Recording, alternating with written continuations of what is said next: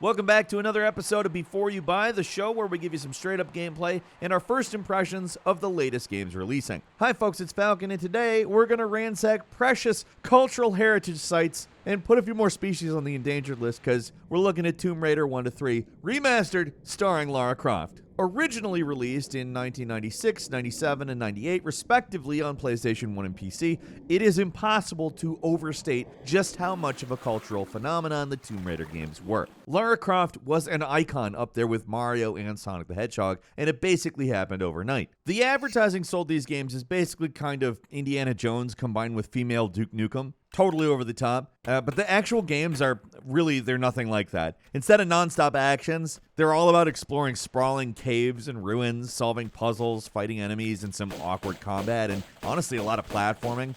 A lot of the platforming really requires pinpoint precision, too. The original games are honestly pretty divisive, to put it mildly. A lot of people love these old games, but there's plenty that just cannot stand the dreaded tank controls, or they just don't have the patience for this game's form of slow, methodical platforming, exploration, and puzzle solving. The simple fact is that a whole hell of a lot of people think these games are outdated in their visuals and especially in their controls, and it's those concerns this Asper-developed remaster seems to be trying to address. They've given the games a new coat of paint and a modern control scheme that does manage to make these games a little more palatable to modern audiences, but after spending some time with it, I'm not 100% sure they did enough. Honestly, a lot of this collection feels like it's a bare-bones port rather than a full remaster, and depending on who you ask, that's probably either a very bad thing or a very good thing. Now, that might sound kind of negative, but I do really appreciate the work that they did to upgrade the graphics. They did it in a way where it retains the feel of the original games. They seem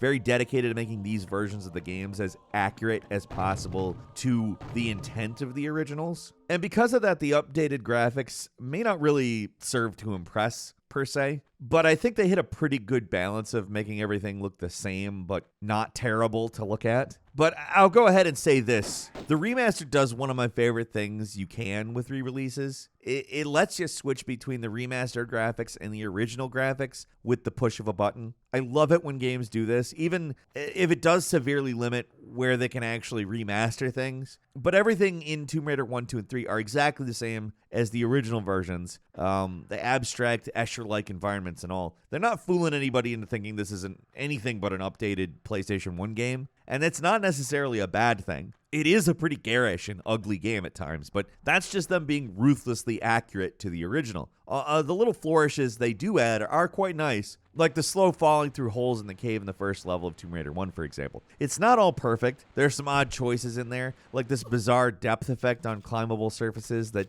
can't possibly be working as intended. It's supposed to be a bare wall texture, but it looks like a portal to hell or something. I don't know what they were thinking here. The new graphics are a matter of taste, but I overall do like them. They do capture that mid-90s 3D game aesthetic of just slapping a bunch of royalty-free images onto some vague polygons meant to evoke the feeling of being in an actual place. The first game is the most abstract and bare in terms of visuals, and by the third game, you get some areas that vaguely resemble actual locations, but like with most PS1 games, you kind of have to squint and use your imagination. Which is, by the way, if you remember the advertising versus what the game looked like in the first place, you probably were doing plenty of squinting and using your imagination. If anything, the third game kind of goes a little overboard with the visuals. Sometimes it's hard to tell where you can even stand in some of these levels, especially with the remastered graphics on. I mean, just look at this cacophony of visual garbage. It's so abstract that Picasso would be like, hey, that's a little much, my friend. The visuals may require you to use your imagination with what you're looking at to understand it, but something that doesn't require your imagination are the controls.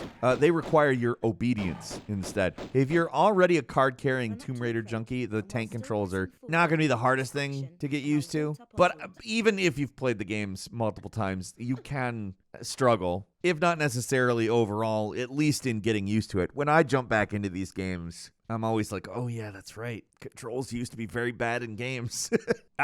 It's the jumping. Like, the way you have to press the jump button and then a directional button to jump a certain way always takes way too long to get used to. It's in opposition to every other game ever made, where if you move into a direction, then you press jump. That's how that works. it screws with my head every time. But here's the thing. Once you do get over the steep hurdle of the controls, there is a certain satisfaction to the movement here. It's stiff and it's slow, but it works. Once you get the hang of it, you're pretty in control of every move you make, and all the usual guesswork with jumping goes away. It just boils down to pure technical mastery. These games are built to use tank controls, and they're built in a grid, so mathematical precision is pretty much required. These games are less action games and more the true spiritual successor to the original Prince of Persia games. They're cinematic platformers at heart, and if you go into them with that mindset, it can be like trying to solve a fun control puzzle. Of course, it's still a platformer with tank controls, so some people are just fundamentally not going to be on board with that. And I'm saying all that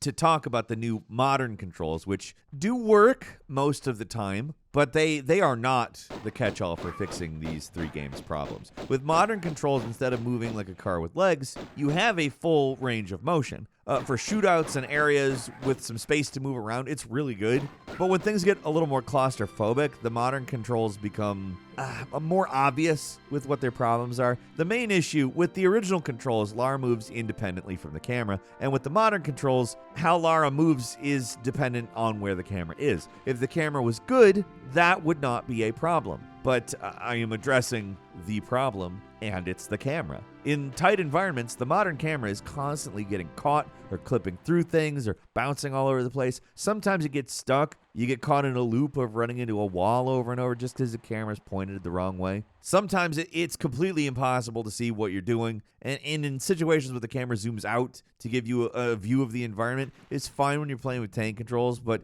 with modern, wow, you're going to start running in a different direction a lot of the time. Sometimes it means you run off a cliff because the camera suddenly switches perspectives, and that sucks a lot. I was just about ready to give up on the new control scheme entirely at first and just grin and bear it with the old tank controls, but I gave it another shot and spent some time with it, and even with those complaints, for the most part, it ended up working. In general, I was able to move around levels faster with the modern setup, and in situations where you need to quickly respond to stuff, it's just the obviously superior option. But then there are a few instances where you have to make a perfect jump or go into a tight space and the camera just goes nuts and you want to turn the game off.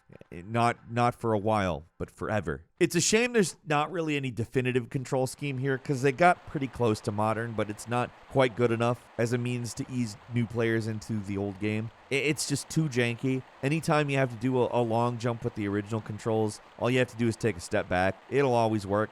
But with modern, you're never completely sure. There are so many situations where these games give you one square to make a perfect jump, and the modern controls always struggle and make things harder than they need to be. I eventually got the real precision jumps to work pretty good by using the D-pad in certain situations, but without the ability to just take a step backwards in modern mode, there's always an element of guesswork to the jumping. Combat was never these games' strong suit, but that part of the game it's definitely more tolerable with modern controls because you just run behind enemies and easily pump them full of lead. Obviously, the modern controls, they work, but they never quite feel as good as they should, which stinks because these games can be really hard.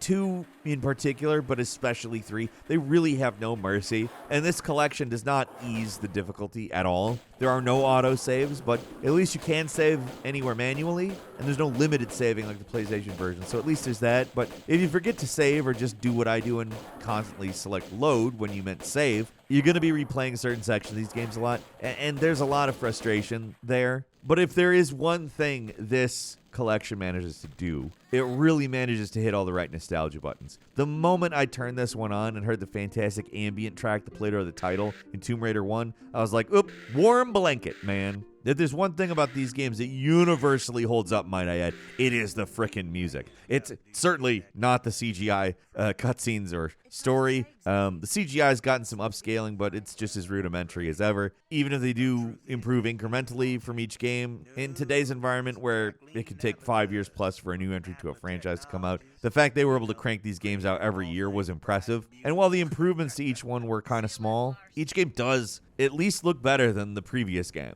This is a very minor complaint, but but it would have been nice to get a different base model for Lara in each game to really illustrate how the games change. But instead, they just used a single model based off the one from the third game. Everything else got remastered so close to the original, it's kind of annoying to switch to the classic graphics for the first time and see Lara's hair looking completely different. I know, minor complaint, but when everything otherwise is so close, it's really easy to nitpick. Lara's movement gets a few slight upgrades with each game. The second game allowed you to climb walls and slide down ropes. The third added the revolutionary ability to crouch and to crawl, and in my opinion, the second game is still the best. Even if there are things to like about all of them, it just hits that sweet spot between graphics that actually kind of look like something and complex level designs. The first game's a little too basic. The third game's levels are sprawling mazes that I constantly get lost in. The second game's levels are big, but I just feel like I have a better idea where I'm going. I feel like it's where they really had the level design correct. I'm not here for the stories, because in the original Tomb Raider games,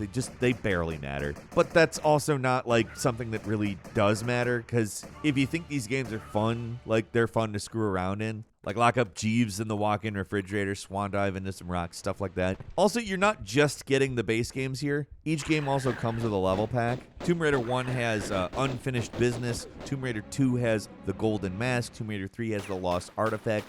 These bonus levels are hard as hell, but I'm glad they're here. It kind of bugs me that there isn't a complete collection in terms of things, though. There were more than 3 Tomb Raider games developed by Core before the franchise was taken over by Crystal Dynamics, and it would have been nice to get those games together in one package. Sure, 4, 5, and 6 are definitely worse than the first 3, but for completion's sake, it also would have been nice. I mean, at least the price point is low.